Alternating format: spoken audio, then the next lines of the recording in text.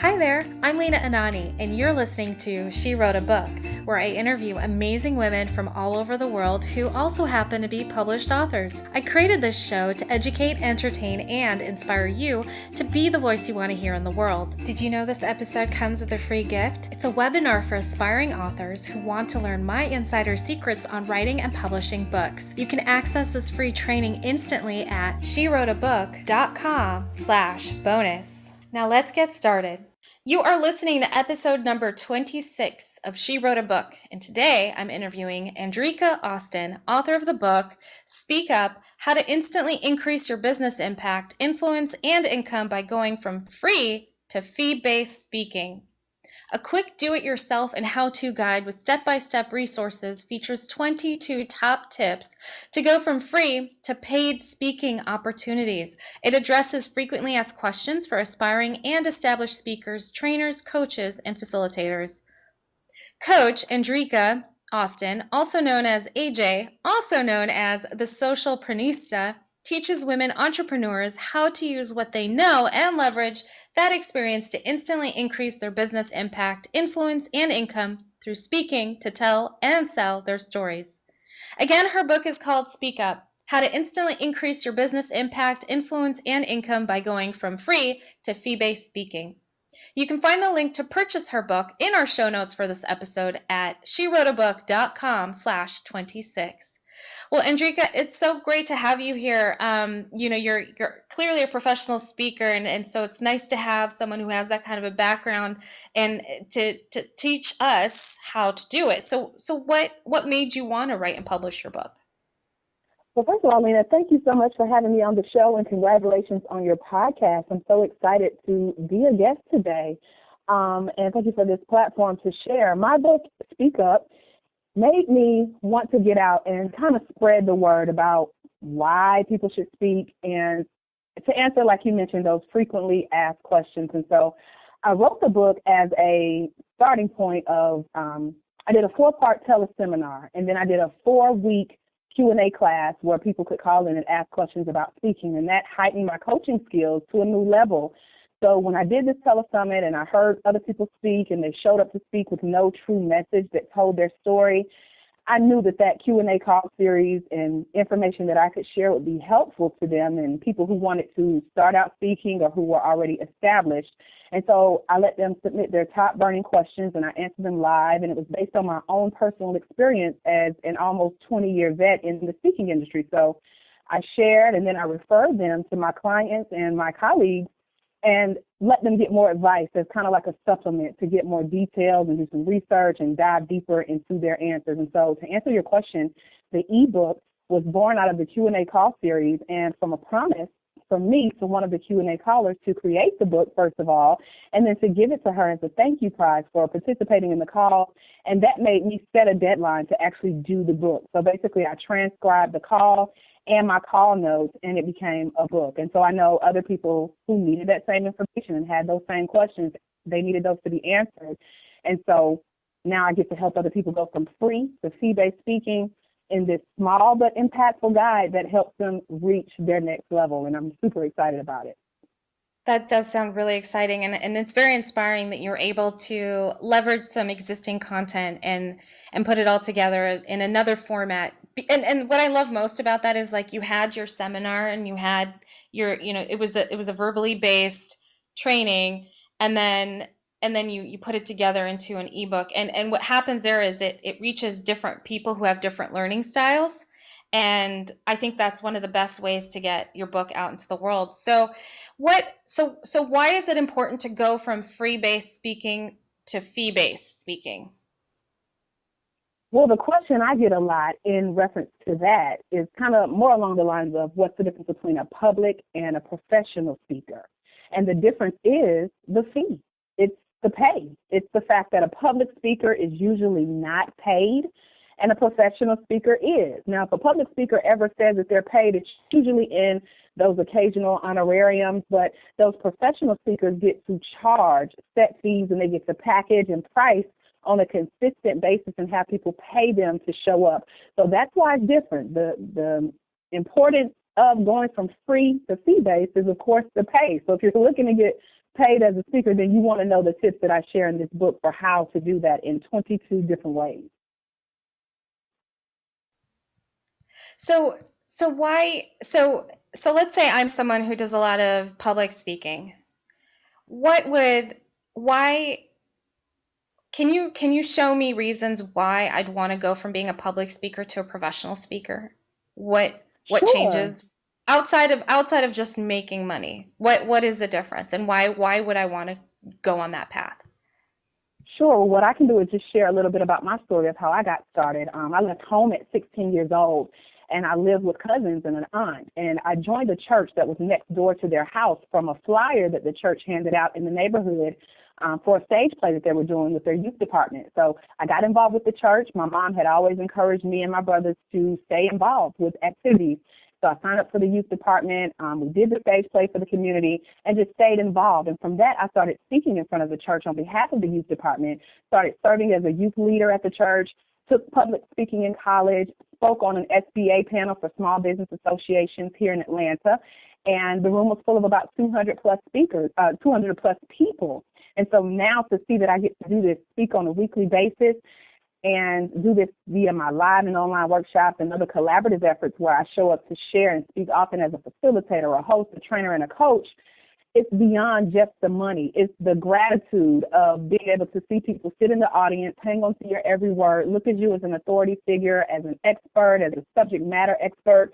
They want to know your story. They want to see your journey and the fact that you can share your own personal story, share your experiences, and then tell them what they need to do to overcome fear of speaking or, take a Toastmasters class. Whatever your message is, it's now being heard. But the bonus and the little cherry on top is the fact that you get paid. So who wouldn't want to make money off of just sharing their story and their journey? That is pretty cool. It sounds like too. It sounds like that once you become a professional speaker, does it seem like you create more opportunities to do more speaking gigs? You definitely do. I do business coaching for my clients, and I encourage them to, it's okay to continue speaking for free, but if you look at, and they get a free copy of my book once they sign up for my program, and they get to read all the tips that I share, and I say, it's still okay to speak for free, because what you want to do is something my pastor would call having a seed in the ground. And what that means is you go out, you volunteer, you give for free, but then you do so with expectation of a harvest or a return on your investment coming back into you. And that's usually in the form of other speaking opportunities, free gifts. Sometimes there's money in it. Sometimes there's, hey, we have a series coming up. We would love to have you come back. It's so much more that you can get out of those opportunities when you show up to speak for free. So it's definitely worth it. Definitely. So how did you come up with the book title? I didn't mention it earlier, but the book title is actually #SpeakUp. So tell me a little bit about that. How did you come up with that? Right. Well, we are Society of the Twitter Sphere, so that hashtag is to help us get found on Twitter. And I also started a group, #SpeakUp, when I was doing the call series at the beginning of this year. And I just have to say it's God inspired. And so even when you go on Twitter and you search for #SpeakUp, you'll also see that term put together, those two words also talk about bullying and sharing your voice and say something if you see something. So it's just my challenge to my clients and my readers to speak up, to say something, to share your story, to show up and be impactful, because you never know who's listening. Absolutely. That's so cool. I love that. I love that that's part of your mission, part of your brand. That's fantastic. Yes. So what's your favorite tip out of the 22 tips in your book? What's your favorite one? Oh my goodness, it was hard to kind of pin one down, but my favorite one, and you guys will be able to see that when you get the book, is some of the answers are really quick and some of them are really detailed. And so the detailed one, you can tell I'm really passionate about, and that's question number 19 so it took me getting almost to the end of the book to pick a favorite. But it says, how can I use the pain of my past to tell my story when I speak? And these questions came from, again, that Q&A call series. These are people who wanted to know what to do as speakers. And so I won't get into all the details, but I will tell you this is my favorite, because out of everything, I first encourage you to, again, show up, Tell your story. You never know who's listening. You never know who's dealing with what you've overcome. But the key takeaway from this Q&A is to know that you have to have overcome that problem. So if you're still hurting or crying, or it brings up pain, or you're still, cursing about the person who hurt you, or you've been in a situation that you're still dealing with today, you're not ready to share that pain. So my takeaway from that tip, and my favorite tip, is make sure you're over that pain before you try to share how you came out, because my personal belief is you can't help someone else come out if you haven't yourself went through that experience, come out successfully, and can now show someone else how to walk through that same system that you did to now be a conqueror, overcomer. I'm so glad you said that, because it just seems, it seems like common sense, but I've noticed that a lot of people don't really make that connection. They think that, well, I have to talk about my troubled past because that's what everyone's telling me to do. I have to talk about my story. And there's some people I'm just like, oh my God, stop talking about it. Like, what are you doing now? Do that. Yes.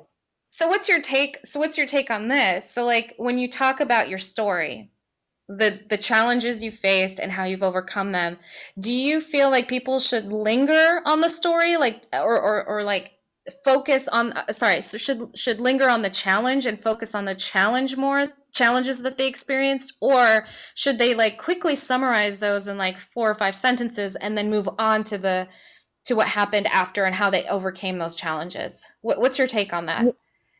Lena, that's a great question. Excellent question. And I've heard it one way that wasn't mine and one way that was, and I'll share both really quickly.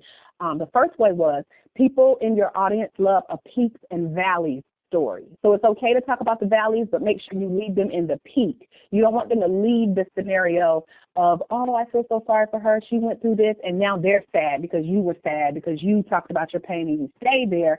And that's not the purpose of speaking. Speaking is to show that conqueror, that hero story. I came out, I overcame those challenges.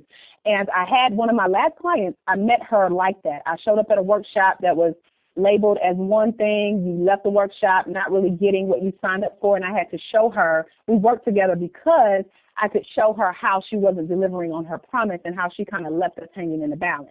And so I say that because if you notice, when I shared my I left home at 16 story and how I got involved with the church and how I got involved with speaking and now I teach and coach it, notice I didn't linger on the fact that my mom put me out. It was my 16th birthday. I had nothing. I'm praying on the way to my cousin's house, walking in the rain through the woods saying, God, I know it's just me and you.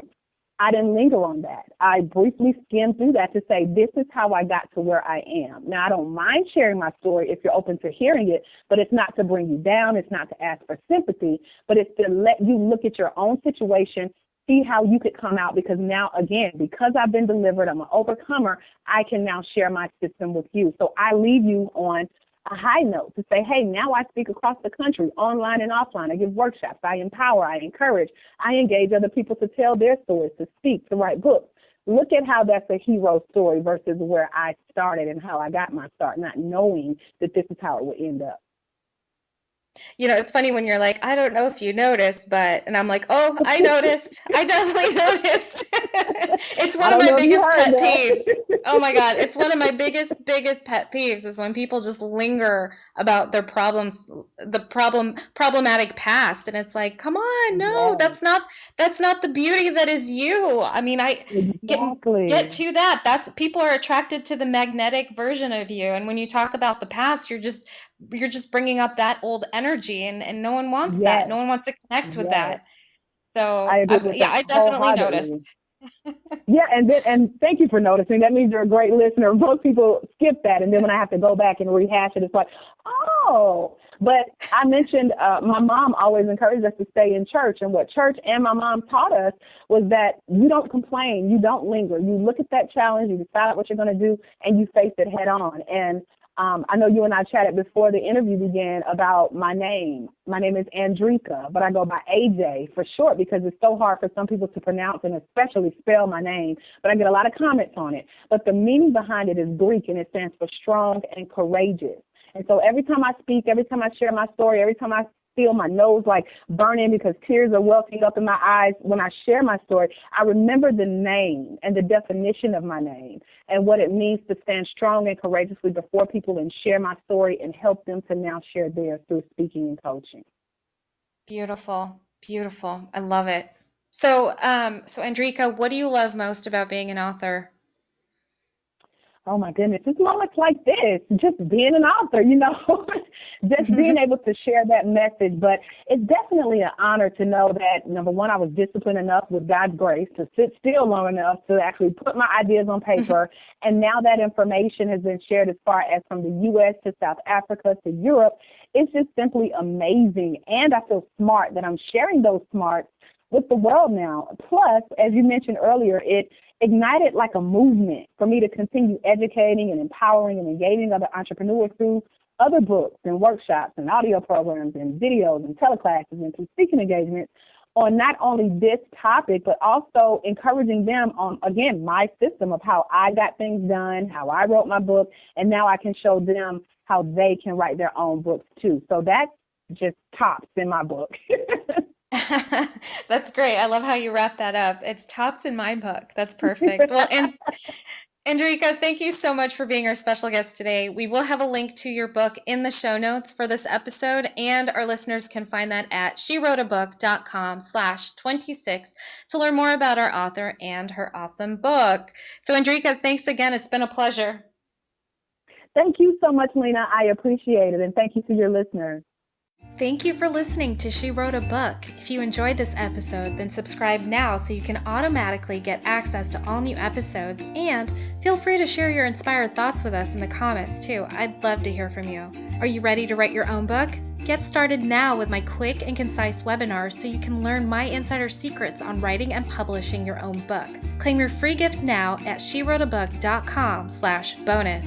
Until then, may you always feel good and make magic. Feel good, make magic now. Lena Anani will show you how. Ignite that wisdom inside of you and show the world what you do. To publish, write, and promote. Learn the best way to go. OMG, do it now. Lena Anani will show